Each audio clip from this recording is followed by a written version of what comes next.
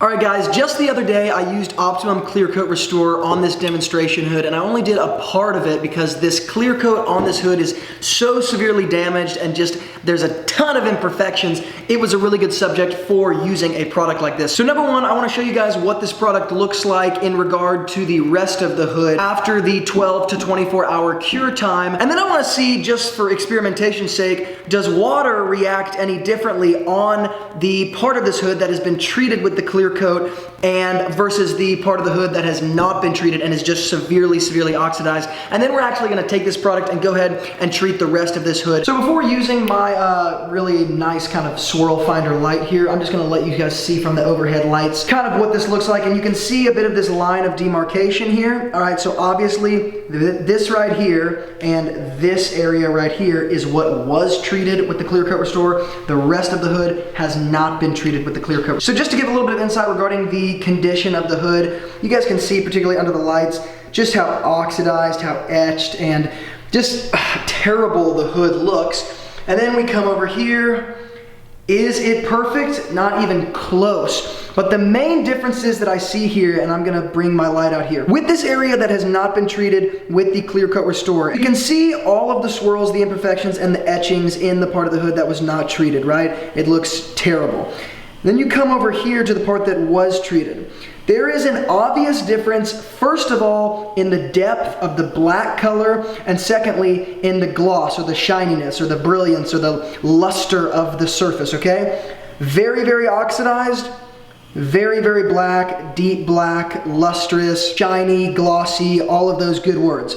That's the obvious difference just from anybody's point of view as you're looking at it. It's very clear. Secondly, you can see the amount of swirl marks that are in this area of the hood that's not been treated. If you look at the kind of the halo of the light here, you're really going to be able to pick up on those very well. And as I cross over, those swirl marks virtually disappear, and what you're left with are those rids, those random isolated deep scratches. There's a few fingerprints that are actually not imperfections at all. They're just where I touched it. You can see some water spots, some water etchings, maybe even places where tree sap, where this hood was sitting outside and the tree sap etched in. And you see all of those things that you might see after you got done with a really good paint correction job. But the swirls are totally gone, which is super interesting because, once again, I didn't like paint correct or polish this. Yes, I did use that heavy cutting compound with my wool pad and rotary, but the purpose of that was actually because that's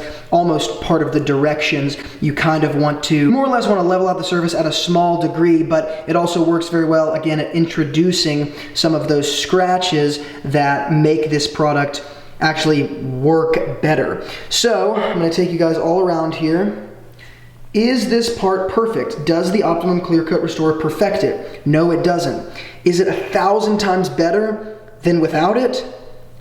It's like not even a question. It absolutely is. So we're gonna splash some water on the hood here, and once again, this is the side that was done with the Clear Coat Restore and this little square up here.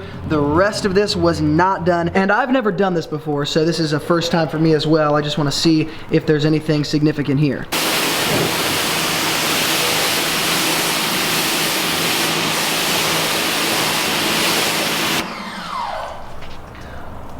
Alright, this is interesting. So here is where, again, the Optimum Clear Coat Restore was applied, beading and sheeting off in this corner as well. This is actually really interesting, so check this out. As soon as the water kind of feeds and touches this area where the Optimum Clear Coat Restore was applied, it starts to fall off and bead off that way. Same thing happens here. So you guys see it almost looks like there was a sealant put onto it. Rest of the hood here you guys are looking at. Check this out. This just looks like, almost here is what I would expect to see as well. You have all of this water just kind of sitting there. So let's look at that again.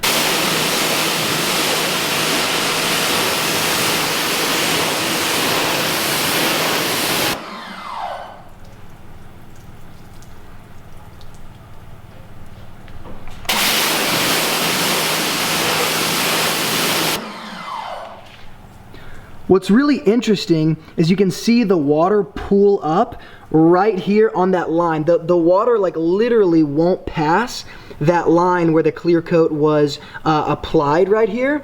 And if it does end up crossing over, it ends up rolling right off. See this water behavior here? It's lining up here. This is exactly where that line of demarcation is, where I stopped applying. So applied, not applied, and that water pools right there, and it almost is like it gets stuck. Like it almost is like this is like a barrier, which actually makes sense from just a chemistry perspective. If the surface tension is higher right here and lower right here, then this is literally going to push the water this way. There's going to be this net inward force this way, and the water is going to pull this way. So it actually makes sense what you're seeing right there. And then also, of course, you can see this beading and obvious, almost obvious layer of protection here, but I want to actually look at that one more time because that's super interesting.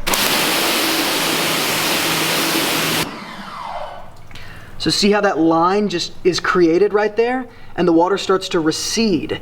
And you can even see the difference in color right there, that line. The water recedes back. So basically all that tells me is this Optimum Clear Coat Restorer, not only is it visually putting this obvious clear coat layer on top, and that self-leveling formula works really well as far as filling in gaps and all that sort of stuff, but it also works from a protection standpoint. It's not just a visual appeal. It's working from a very obvious protection standpoint that you would expect a clear coat to work as, okay? So this is exactly as expected. This is what I wanted to happen. It makes sense, right? This clear coat is now an even thicker barrier on top of the minimal clear coat that was already left on the paint, and so you end up seeing that happen in the water behavior. So let's go ahead and apply that clear coat to the rest of this hood and move on.